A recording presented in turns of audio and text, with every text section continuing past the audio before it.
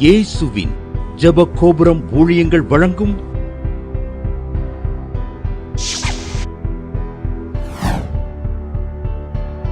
நம்பிக்கையிலே சந்தோஷமாயிருங்கள்.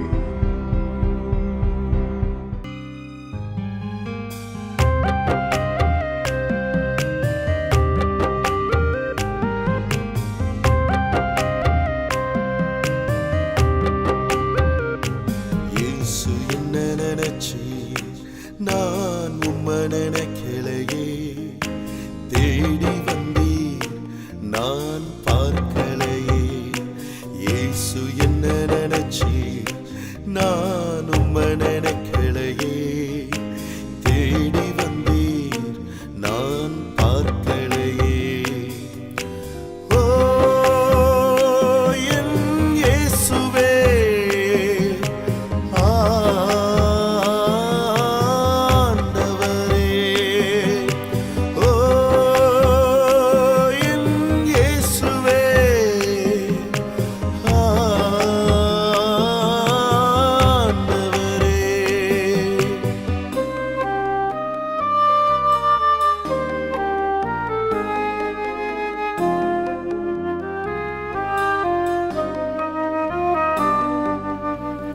சாரிசனம் கைவிட்டாங்க, சொந்த பந்தம் விலகினாங்க.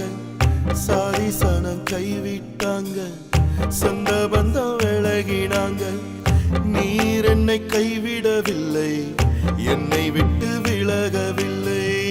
நீர் என்னை கைவிடவில்லை, என்னை விட்டு விலகவில்லை. ஓ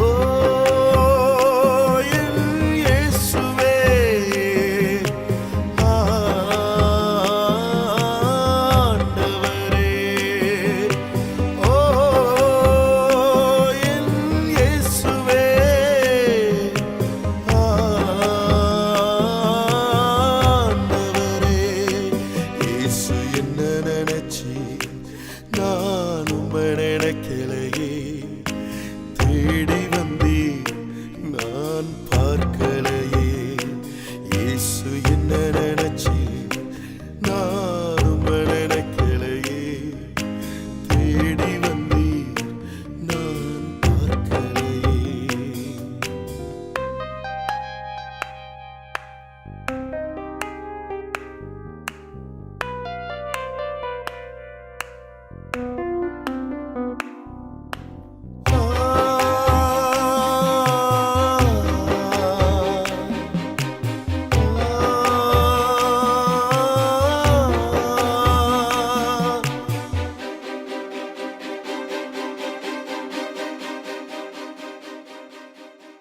ஒன்றுக்கும் உதவாத என்னை நீர் தெரிந்து கொண்டீர்.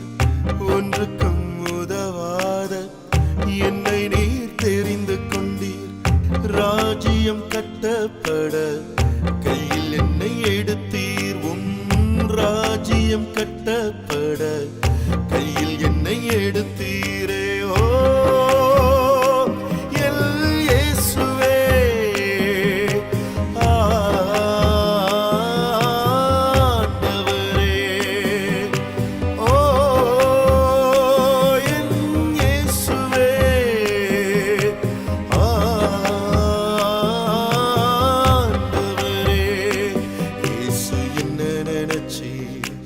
நான் உம்மை நினைக்கலையே, தேடி வந்தீர் நான் பார்க்கலையே. இயேசு என்ன நினைச்சீர், நான் உம்மை நினைக்கலையே, தேடி வந்தீர் நான் பார்க்கலையே.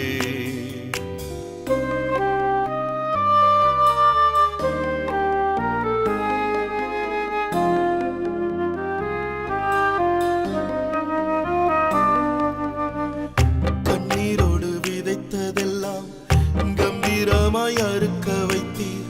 கண்ணீரோடு விதைத்ததெல்லாம் கம்பீரமாய் அறுக்க வைத்தீர். தனிமையில் நின்ற போது ஓடி வந்து சேர்த்து கொண்டீர். தனிமையில் நின்ற போது ஓடி வந்து சேர்த்து கொண்டீர். ஓ என் இயேசுவே,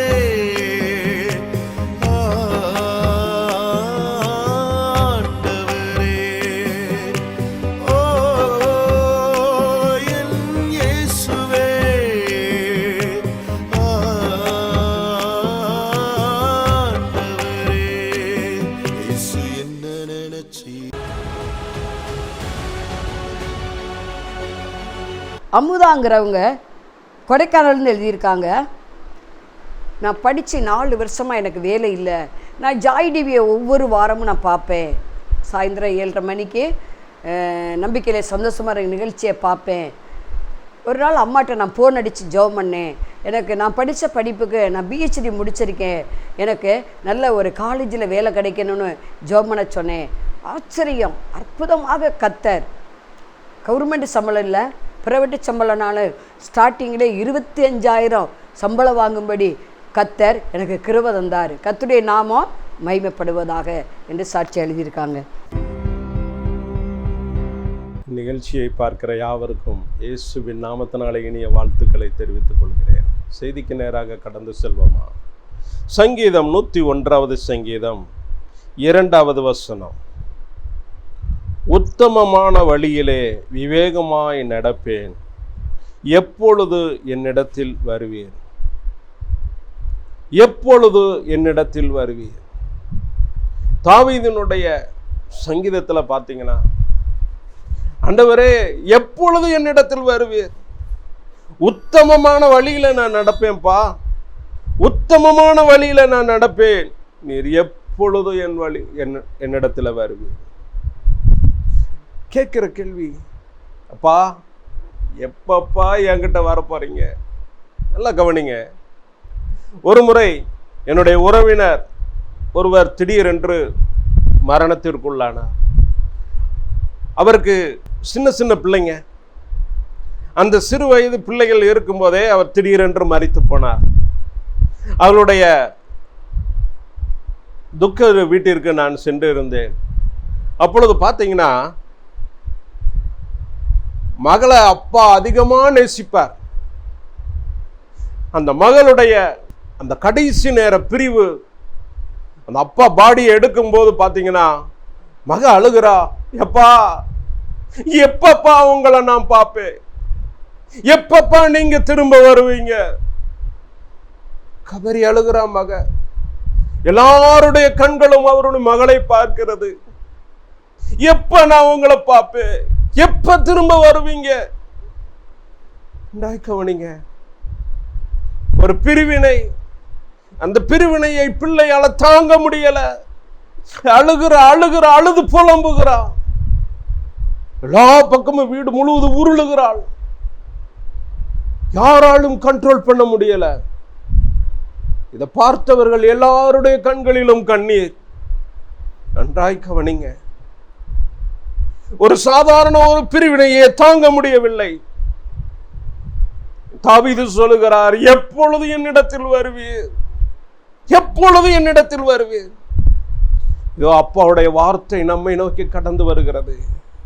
வெளிப்படுத்தின விசேஷம் 3வது அதிகாரம் 11வது வசனத்தில் வாசித்தோமானால், இதோ சீக்கிரமாய் வருகிறேன். அப்பா சொல்லுகிற பதில், சீக்கிரமாய் வருகிறேன். ஒருவனும் உன் கிரீடத்தை எடுத்துக்கொள்ளாதபடிக்கு உனக்குள்ளதை பற்றி கொண்டிரு. நான் சீக்கிரமா வரேன்ப்பா. இன்னைக்கு அப்பா நம்மளை பார்த்து சொல்றது, ஏசப்பா நம்மளை பார்த்து சொல்ற வார்த்தை அதுதான். எப்ப வருவீங்க எப்ப வருவீங்கன்னு கேட்கிறீங்களப்பா. நான் சீக்கிரமா வரப்போறேன், சீக்கிரமா வரப்போறேன். நீ செய்ய வேண்டிய காரியம், ஒருவனும் உன் கிரீடத்தை எடுத்துக்கொள்ளாதபடிக்கு உன் கிரீடத்தை பற்றி கொண்டிரு. உனக்குள்ள மகிமையை நீ விட்டு கொடுத்துறாத, உனக்குள்ள காணத்தை விட்டு கொடுத்துறாத. உன் கிரீடத்தை உறுதியா பிடிச்சுக்கோ. எப்போதும் அந்த ரட்சிப்பின் வஸ்திரம் காணப்படணும். அதைத்தான் வெளிப்படுத்தின விசேஷம் 22வது அதிகாரம் 7வது வசனத்தில் வாசித்தோமானா, அங்கேயும் சொல்லுகிறார், இதோ சீக்கிரமாய் வருகிறேன். இந்த புஸ்தகத்தில் உள்ள தீர்க்கதரிசன வசனங்களை கை கொள்ளுகிறவன் பாக்கியவான். ஒவ்வொரு நாளும் வசனத்தை வாசிக்கணும், வசனத்தின்படி நடக்கணும், வசனத்தை உறுதியாய் பிடித்துக் கொள்ளணும். அவர் சீக்கிரமாய் வருகிறார், அவர் சீக்கிரமாய் வருகிறார்.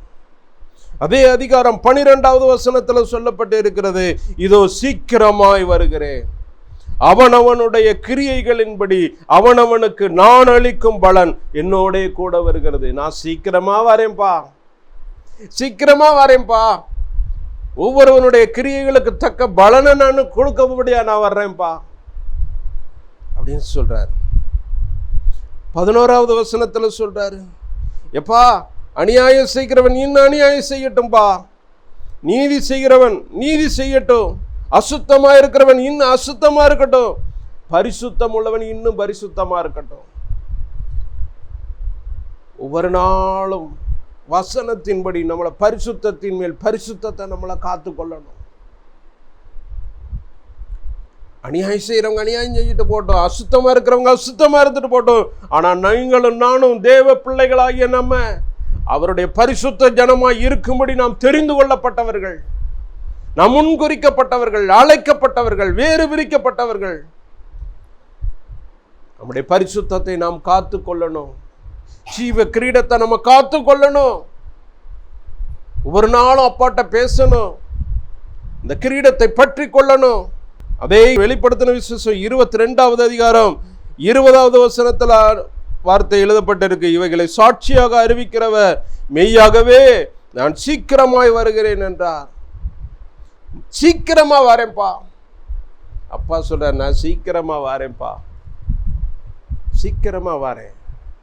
பரிசுத்தத்தை காத்துக்கொள்ளுப்பா, வசனத்தின்படி நடப்பா, ஒவ்வொரு நாளும் வசனத்தை கை கொண்டு நடப்பா, சீக்கிரமாய் வருகிறேன். லூக்கா 12வது அதிகாரம் 40வது வசனத்தில் ஆண்டவர் சொல்லுகிறார்.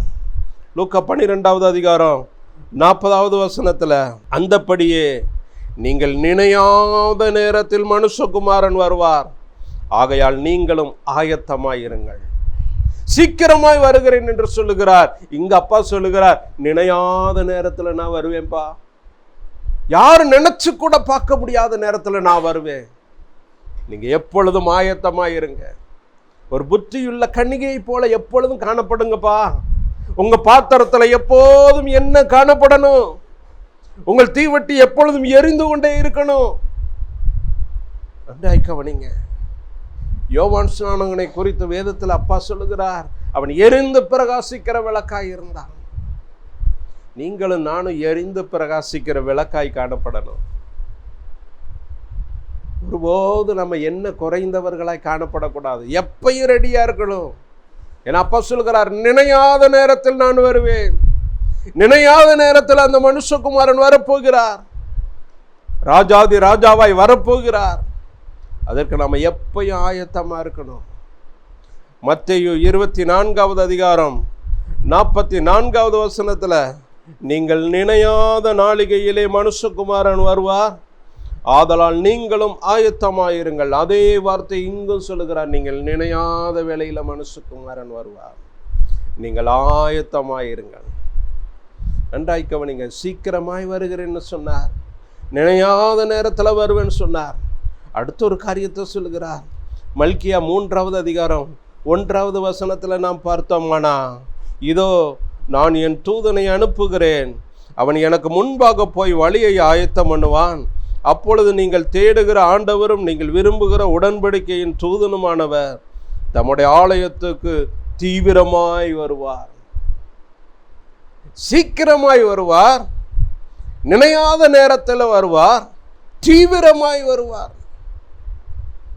தீவிரமாய் வருவார். நன்றாய் கவனிங்க. அவர் தீவிரமாய் வருவார். எப்படி தீவிரமாய் வருவார்? ஏசாயா 35வது அதிகாரம் 4வது வசனத்தை வாசித்தோமானா, அங்கு நம்ம பார்க்கிறோம், மனம் பதறுகிறவர்களை பார்த்து நீங்கள் பயப்படாதிருங்கள், திடன் கொள்ளுங்கள், இதோ உங்கள் தேவன் நீதியை சரிக்கட்டவும் உங்கள் தேவன் பதிலளிக்கவும் வருவார், அவர் வந்து உங்களை ரட்சிப்பார். நன்றாய் கவனிங்க. அப்பா வர்றது எதுக்காக வர்றார்? நீதியை சரிக்கட்ட வருகிறார். நம்முடைய கிரியைகளுக்கு தக்கன பலனை கொடுக்க வருகிறார். அவர் சீக்கிரமாய் வருகிறார், நினையாத நேரத்தில் வருகிறார், அவர் தீவிரமாய் வருகிறார். ஏசாயா 40வது அதிகாரம் 10வது வசனத்தை வாசித்தோமானா, அவர் எப்படி வருகிறார்? அவர் ஒரு பராக்கிரமசாலியாய் அவர் வருகிறார். தாவீது கேட்டாரே, எப்பொழுது என்னிடத்தில் வருவீர்? அவர் பராக்கிரமசாலியாய் வருகிறார், அவர் பராக்கிரமசாலியாய் வருகிறார். சங்கீதம் 91வது அதிகாரம் 15வது வசனத்தை வாசித்தோமானா, அங்கு அழகான வசனம், ஆபத்தில் என்னை நோக்கி கூப்பிடுவான், நான் அவனுக்கு மறு உத்தரவு அருளி செய்வேன். ஆபத்தில் நானே அவனோடு இருந்து அவனை தப்புவித்து அவனை கனப்படுத்துவேன். அவன் என்னை நோக்கி கூப்பிடுவான், நான் அவனுக்கு மறு உத்தரவு அருளி செய்வேன். ஆபத்தில், நல்லா கவனிங்க, ஆபத்து நேரத்தில் கூப்பிடும்போது அப்பா உடனே வந்து நிற்பார். இதுதாங்க அப்பாவுடைய செயல். உங்களுக்கு என்ன மாதிரி சூழ்நிலை இருந்தாலும், எந்த ஒரு ஆபத்தான இக்கட்டான சூழ்நிலை, கஷ்டமான சூழ்நிலை இருந்தா அவரை நோக்கி கூப்பிடுங்க. என்னுடைய வாழ்நாளில் என் வாழ்க்கையில் நடந்த ஒரு சம்பவத்தை நான் உங்களோட பகிர்ந்து கொள்கிறேன். ஒரு முறை என் மனைவி கர்ப்பந்தரித்த வேளையில் நானும் என் மனைவியும் வண்டியில் வந்து கொண்டு இருக்கிறோம். 2 சக்கர வாகனத்தில் வந்துகிட்டு இருக்கும்போது பின்னாடி இருந்த வண்டி எங்கள் மீது மோதி விட்டது. மோதி நாங்கள் ரோட்டில் 2 பேரும் கிடக்கிறோம். என் மனைவிக்கு ஒரு மயக்கம் உண்டாகிவிட்டது. நான் ரோட்டில் நின்று முழங்கால் படி இருக்கிறேன், ஆண்டவரே காப்பாத்துங்கப்பான்னு சொல்லி நான் கேட்குறேன். நல்லா கவனிங்க, பின்னாடி 2 பக்கம் வந்த கார்கள் பூரா நிப்பாட்டிட்டாங்க. நிப்பாட்டிட்டு வேக வேகமாக வந்து சொல்கிறாங்க, என்னங்க நடு ரோட்டில் உட்காந்துருக்கீங்க, எந்திரிங்க, ஆஸ்பத்திரிக்கு கொண்டு போங்க. நன்றாய் கவனிங்க, எந்த கார் மோதினாங்களோ அந்த காரில் எங்களை ஏற்றிட்டாங்க. நான் முழங்கால் படிட்டு ஜெபிக்கிறேன். அந்த ரோட்டில், நடு ரோட்டில் ஆண்டவரை நோக்கி கதறுகிறேன், ஆண்டவரே காப்பாற்றுங்கப்பான்னு சொல்லி கேட்குறேன். நல்லா கவனிங்க, அந்த ஆபத்து நேரத்தில் அப்பா காப்பாற்றுகிறார். யாருக்கு ஒரு சேதமும் இல்லை. எல்லாருடைய யோசனையும், இவள் ஒரு கர்ப்பஸ்திரியா இருக்காளே, இவளுடைய கர்ப்பம் கலைந்து போயிருக்குமோ, அநேக நாட்களுக்கு பிறகு இவள் பிரசவிக்க ஆயத்தமா இருக்கிறாளே, கர்ப்பம் உண்டாயிருக்கே, என்ன நடக்குமோ ஏது நடக்குமோ, எல்லாருடைய கண்களும் அதை நோக்கி கொண்டு இருக்கு. ஆனா பாருங்க, ஆண்டவருடைய பெரிய அற்புதமான காரியம் இந்த வார்த்தை, ஆபத்தில் நானே அவனோட கூட இருந்து அவனை தப்புவித்து அவனை கனப்படுத்துவேன் என்று சொன்ன வார்த்தை. நமக்கு ஆபத்து நேரம் நேருங்கும் போது பாருங்க, நாம் கூப்பிடுகிற சமயத்தில் தூதர்களை அனுப்பி நம்மளை விடுவிக்க மாட்டார். அவரே வந்து நம் அருகில் நிற்பார். நம்மை உண்டாக்கின தெய்வமே நம்ம பக்கத்தில் நிற்பார். ஆபத்தில் நானே அவனோட கூட இருந்து அவனை தப்புவிப்பேன், அவனை கனப்படுத்துவேன். இதுதாங்க அப்பாவுடைய செயல். தாவீது சொல்கிறார், எப்போது என்னிடத்தில் வருவீர்? எந்த வேளையிலும் நான் வருவேன்ப்பா, நான் உன் கூடையே இருப்பேன்ப்பா. அதனாலதான் மத்தேயு கடைசியில சொல்றார், உலகத்தின் முடிவு பரியந்தம் சகல நாட்களில் நான் உங்களுடனே கூட இருக்கிறேன். பா எங்க இருக்கீங்க, எங்க இருக்கீங்க? உன் பக்கத்துல தான்ப்பா இருக்கேன், உன் கூட தான்ப்பா இருக்கிறேன். நல்லா கவனிங்க, கர்த்தருடைய கண்கள் எவ்விடத்திலும் இருந்து நம்மை நோக்கி கொண்டே இருக்கு. தம்மை பற்று உத்தம இருதயத்தோடு இருக்கிறவர்களுக்கு தம்முடைய வல்லமை விளங்க பண்ணும்படி கர்த்தருடைய கண்கள் பூமி எங்கும் உலாவிக் கொண்டே இருக்கு. நீங்க எங்க இருந்தாலும் அப்பாவுடைய கண்கள் உங்களை பார்த்துக்கிட்டே இருக்கு. அப்பா நம்மளை பார்த்துக்கிட்டே இருக்கிறார். அவருடைய கண்கள் நம்மளை சோதித்து அறிகிறது. ஒவ்வொரு நேரமும் என் பிள்ளை என்ன பேசுது, என் பிள்ளை என்ன பேசுது, என்ன செய்யுது, உட்கார்ந்துருக்கா, சாப்பிடுதா, செய்தால் கவனமா கவனிக்கிறாரு. பூமியில் உள்ள தாய் தகப்பன் எல்லாம் நம்மளை விட்டு ஒரு நாள் போய்விடலாம். ஆனா உங்களையும் என்னையும் தம்முடைய சொந்த இரத்தத்தை சிந்தி கிரயம் கொடுத்து வாங்கின நம்முடைய தகப்பனாகிய இயேசு, அவர் நம்மை விட்டு விலகாதவர். நல்லா கவனிங்க, தாவீது சொல்லுகிறார், எப்பொழுது என்னிடத்தில் வருவீர்? அப்பா சொல்லுகிறார், எப்போதும் நான் உன் கூடையே இருக்கப்பா, எப்போதும் உன் கூடையே இருக்கிறேன். நினையாத நேரத்தில் நான் வருவேன், சீக்கிரமாய் வருவேன், ராஜாதி ராஜாவாய் வரப்போகிறேன், ஒரு நியாயம் தீர்க்கிறவராய் நான் வரப்போகிறேன். அவருடைய வருகைக்கு நம்ம எப்பயும் ஆயத்தமா இருக்கணும். வேதத்தில் உள்ள அத்தனை சம்பவங்களும் நிறைவேறி கொண்டு இருக்கிறது. இனி காலம் செல்லாது. அப்பாவுடைய வருகை மிகவும் சமீபம். அப்போது நம்ம மனம் திரும்பி ஆண்டவருடைய சத்தத்தை கேட்டு மறுபடி நம்மளை புதுப்பித்துக் கொண்டே இருப்போம். பரிசுத்தம் உள்ளவன் இன்னும் பரிசுத்தமாகட்டும். ஒவ்வொரு நாளும் பரிசுத்தமாகணும். அதிகாலையில் ஆண்டவரோட பேசணும். அப்பாட்ட கேட்கணும், அப்பா என்னை பரிசுத்தமாக்குங்கப்பா. உமக்கு பிரியமில்லாத எந்த அருவருப்பு இருந்தாலும் என்னை விட்டு எடுத்து போடுங்கப்பா. உம்முடைய இரத்தத்தினால கழுவி என்னை பரிசுத்தமாக்குங்கப்பான்னு சொல்லணும். அவர் இரத்தத்தினால நம்மளை கழுவி ஒவ்வொரு நாளும் பரிசுத்தமாக்க ஒரு பரிசுத்த சந்ததியாக நம்ம மாறுவோம். அவருடைய ராஜ்யத்துக்கு நம்ம தகுதியுள்ள பாத்திரமாய் நம்ம மாறுவோம். ஒரு நாளும் நம்முடைய பாத்திரத்தில் எண்ணெய் குறைந்து போகக்கூடாது. நம்முடைய கிரீடம் பறி போகக்கூடாது. நம்முடைய கிரீடத்தை உறுதியாய் பிடித்துக் கொள்ளணும். ஆண்டவருடைய நாமம் தூஷிக்கப்படும்படியா நம்ம வாழக்கூடாது. நம்முடைய வாழ்க்கை ஒரு சாட்சியுள்ள வாழ்க்கையாய் காணப்படணும். தேவ பிள்ளைகளுடைய வாழ்க்கையில் இந்த சாட்சி வரணும். ஒரு நாள் ஆண்டவரோட பேசணும், உறவாடணும்.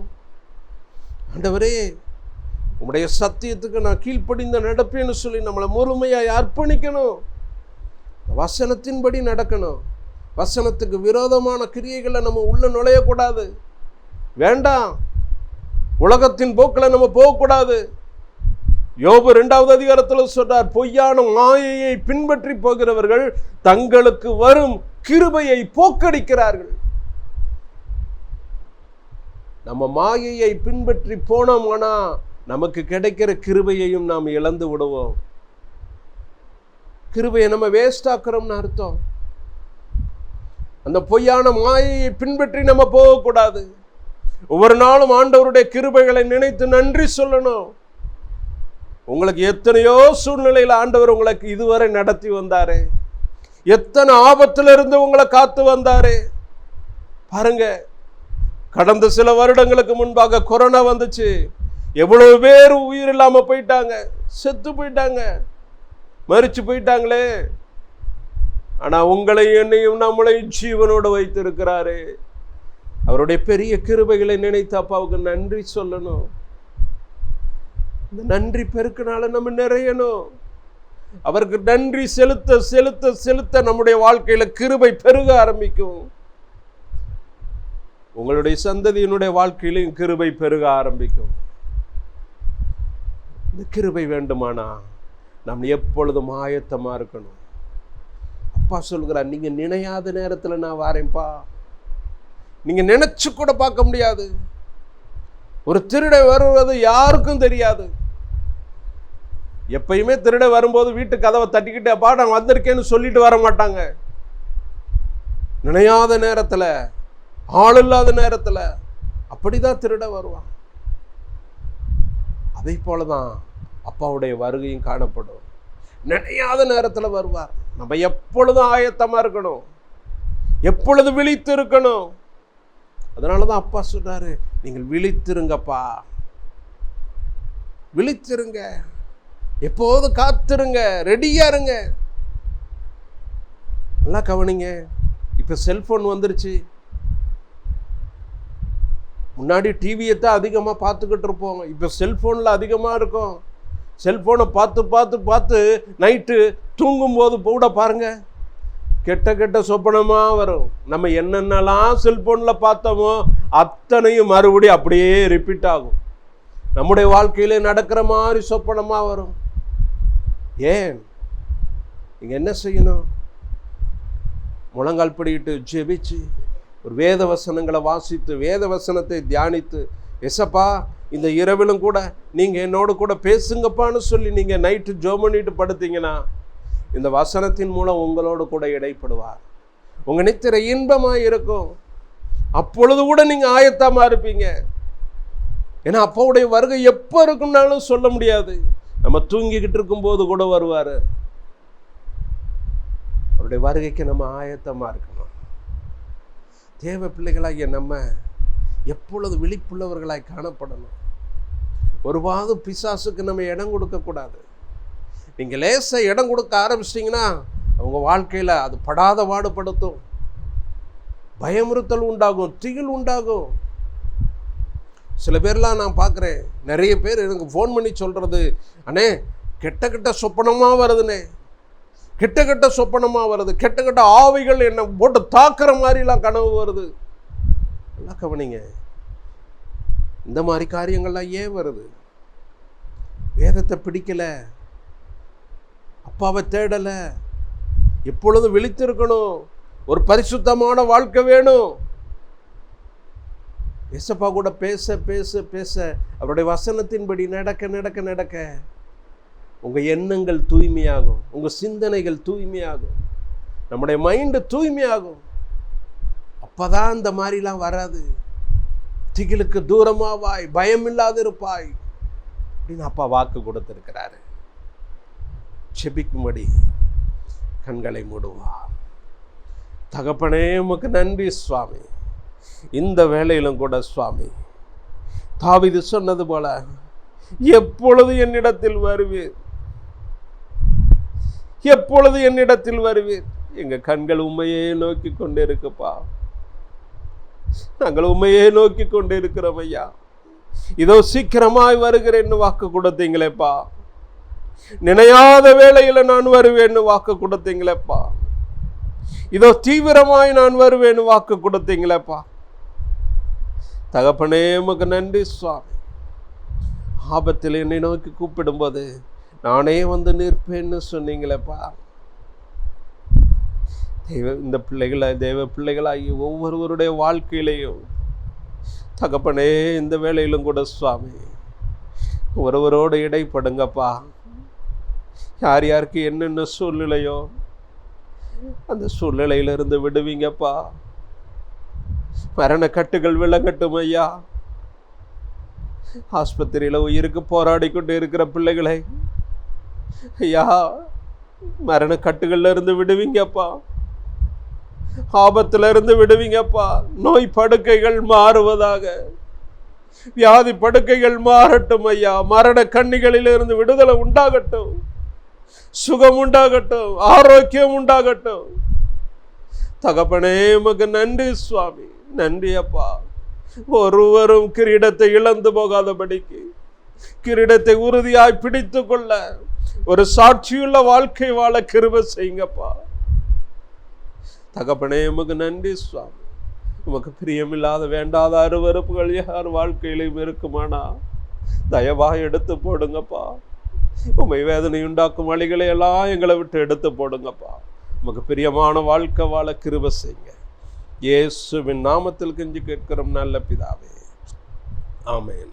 மாணவர்களே, அதிசய கல்வாரி ஊழியங்கள் மூலம் ஒவ்வொரு மாதமும் தேவனால் எல்லாம் கூடும் பத்திரிகையை நாங்கள் வெளியிடுகிறோம்.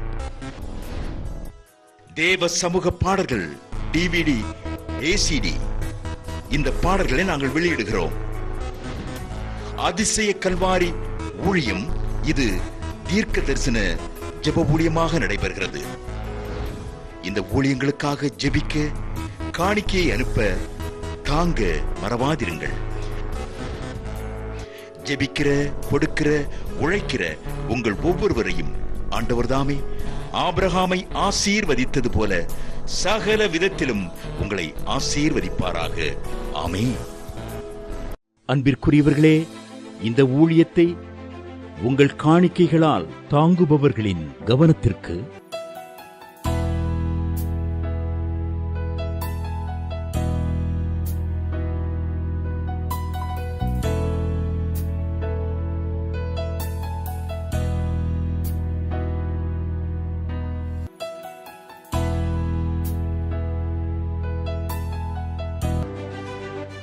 எங்களது முகவரி சகோதரி எலிசபெத் சுந்தர்ராஜன், எண் 27, பொதிகை தெரு, குழந்தைச்சாமி நகர், வண்டியூர், மதுரை 20. செல்போன் எண்கள் 9484177765 9095328172 மற்றும் 9439308550.